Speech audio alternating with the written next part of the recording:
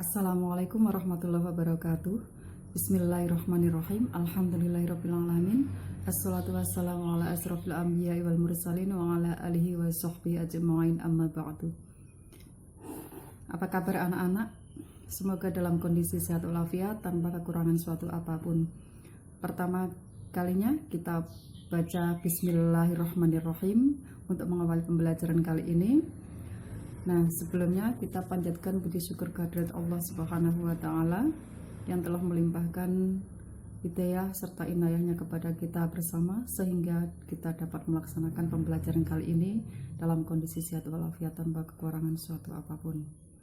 Kedua kalinya, salawat serta salam tetap terlimpahkan kepada junjungan kita Nabi besar Muhammad SAW yang telah membawa kita dari zaman jahiliyah menuju zaman yang penuh dengan keilmuan, yakni agama Islam, dan kita harapkan syafaatnya di yaumul qiyamah nanti. Amin. Untuk pembelajaran kali ini akan saya sampaikan yaitu materi akidah akhlak kelas 7 semester ganjil bab 2 yaitu sifat-sifat Allah. Akan kita bahas apa itu sifat-sifat Allah. Sifat-sifat Allah adalah sesuatu yang melekat pada zat Allah yang merupakan kesempurnaan bagi Allah. Jadi tanda kesempurnaan Allah. Jadi Allah itu sempurna. Allah memiliki kesempurnaan dan itu adalah sifat-sifat Allah. Jadi sesuatu yang melekat pada zat Allah itu pasti ada pada Allah, yaitu sebagai tanda kesempurnaan dari Allah. Itu adalah sifat-sifat. Nah, Allah adalah sebagai Khaliq. Khaliq itu adalah pencipta. Nah, yang namanya pencipta itu pasti menciptakan sesuatu, ya. Jadi Allah adalah yang menciptakan alam semesta dan isinya. Itu adalah namanya Allah itu Tuhan. Tuhan itu adalah Khaliq. Nah, Khaliq berbeda dengan makhluk. Makhluk adalah sesuatu yang diciptakan. Nah, dari alam semesta dan isinya termasuk kita adalah makhluk Allah. Nah, sifat yang dimiliki oleh Khaliq itu berbeda dengan makhluk. Paham? Jadi sifat yang dimiliki oleh Khaliq atau sang pencipta itu berbeda dengan sifat yang dimiliki oleh makhluk atau yang diciptakan. Kenapa berbeda? Jadi tidak mungkin antara yang menciptakan dengan yang diciptakan itu memiliki sifat yang sama. Andaikan ada sama-sama punya penglihatan, tapi pasti akan berbeda. Ya. Sifat yang dimiliki oleh Allah sang pencipta itu adalah sempurna. Ya. Kalau yang dimiliki oleh makhluknya itu penuh dengan keterbatasan. Itulah pengertian dari sifat. Bisa dipahami nggih, anak-anak? Nah, untuk kali ini yang kita bahas dari sifat Allah itu dibagi menjadi 3. Ada sifat wajib Allah, ada sifat mustahil Allah, dan ada sifat jaiz Allah. Sifat wajib bagi Allah yaitu sifat yang pasti dimiliki oleh Allah. Sifat yang pasti ada pada zat Allah itu namanya sifat wajib. Ya. Sifat wajib Allah ini ada 20 macam, ada 20 sifat. Yaitu sifat wujud, qidam, baqa, mukhalafatul hawadisi, qiyamuhu binafsihi, wahdaniyah, qudrat, iradat, ilmu, hayat, sama, basor, kalam, qadiron, muridan, aliman, hayyan, sami'an, basiron, mutakal, liman. Kemudian sifat mustahil bagi Allah. Yang kedua ya, sifat mustahil bagi Allah ini adalah sifat yang tidak mungkin dimiliki oleh Allah atau sifat yang pasti tidak ada pada zat Allah. Artinya sifat ini kebalikan dari sifat wajib. Jumlahnya juga 20. Karena merupakan kebalikan dari sifat wajib Allah yang 20. Sifat ini yaitu ada sifat adam, ada sifat hudus, fana, mumasalatul lil hawadisi, qiyamuhu bi ghairihi atau ikhtiyaju li ghairihi, ta'adud, karohah, jahlun, mautun, summun, umyun, bukmun, kaunuhu ajizan, kaunuhu karihan, kaunuhu jahilan, kaunuhu umyun, kaunuhu mayitan, kaunuhu asoma, kaunuhu akma, kaunuhu abekam. Itu adalah sifat mustahil, kebalikan dari sifat wajib.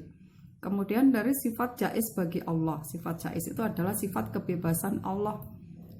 antara boleh ada dan boleh tidak pada Allah. Jadi Allah itu bebas melaksanakan sesuatu, mau melakukan sesuatu atau tidak, bebas terserah Allah. Tidak ada yang bisa memaksa, memerintah atau melarang kehendak Allah.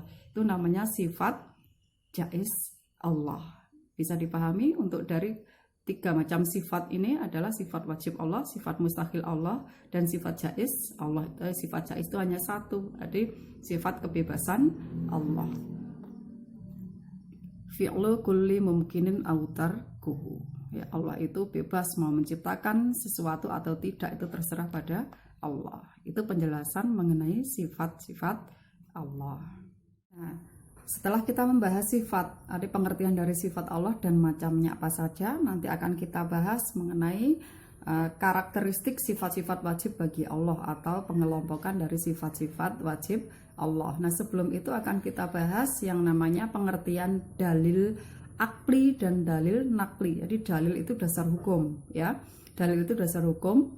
Nah, dasar hukum itu ada dalil akli dan dalil nakli.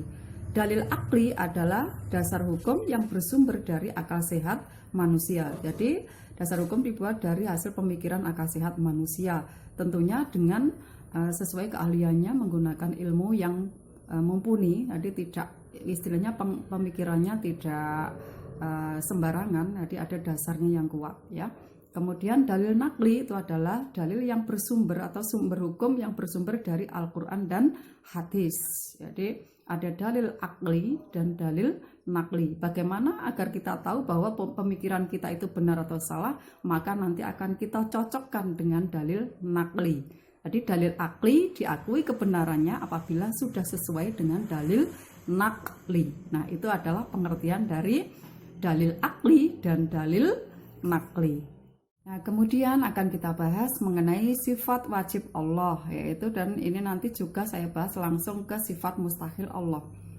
Karakteristik sifat-sifat wajib bagi Allah atau pembagian atau pengelompokan dari sifat-sifat wajib Allah.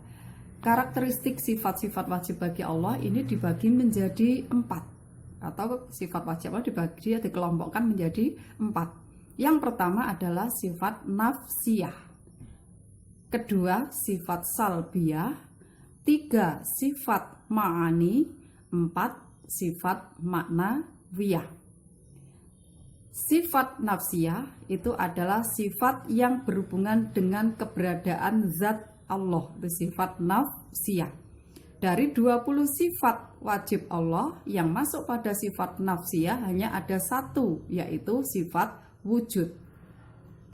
Kemudian yang masuk pada sifat salbiyah, jadi sifat salbiyah itu apa? Yang kedua, kelompok yang kedua, sifat salbiyah adalah sifat yang meniadakan sifat kebalikannya atau yang tidak layak bagi Allah. Jadi ini adalah sifat-sifat ini nanti menunjukkan kesempurnaan Allah. Itu ada 5, mulai qidam, baqa, mukhalafatul hawadisi, qiyamuhu binafsihi, dan wahdaniyah.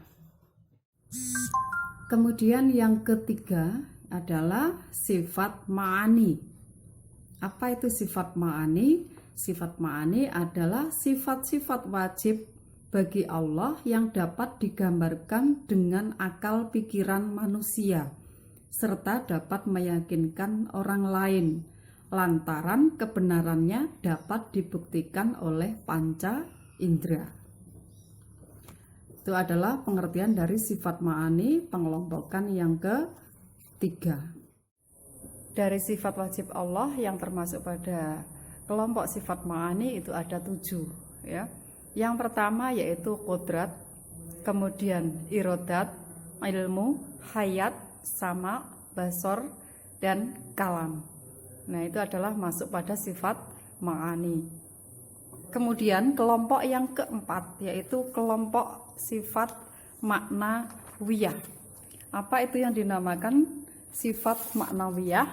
Sifat maknawiyah adalah sifat Allah yang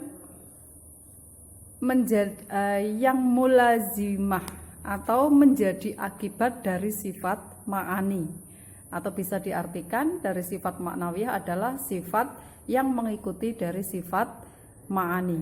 Jadi ada ma'ani, ada maknawiyah. Nah, dari sifat wajib Allah yang masuk pada sifat maknawiyah ini juga ada 7, karena ini adalah juga mengikuti dari sifat ma'ani, yaitu qadiron, muridan, aliman, hayyan, sami'an, basiron, dan mutakal liman. Nah, dari 4 kelompok ini tadi dapat kita jumlah mulai dari sifat nafsiyah, salbiyah, ma'ani, dan maknawiyah itu genap 20 sifat. Itu jadi dari sifat nafsiyah ada 1 yaitu wujud, sifat salbiyah ada 5 yaitu mulai qidam, baqa', mukhalafatul hawadisi, qiyamuhu binafsihi, dan wahdaniyah. Kemudian yang sifat ma'ani itu ada 7 yaitu mulai dari qudrat, iradat, ilmu, hayat, sama, basor, kalam. Kemudian sifat maknawiyah ada 7 mulai dari qadiron, muridan, aliman, hayyan, sami'an, basiron, dan mutakal liman. Jadi genap 20 sifat wajib Allah. Itulah anak-anak dari keempat kelompok sifat wajib Allah. Nanti akan saya bahas satu persatu, mulai dari sifat nafsiyah, mulai dari wujud hingga mutakal liman.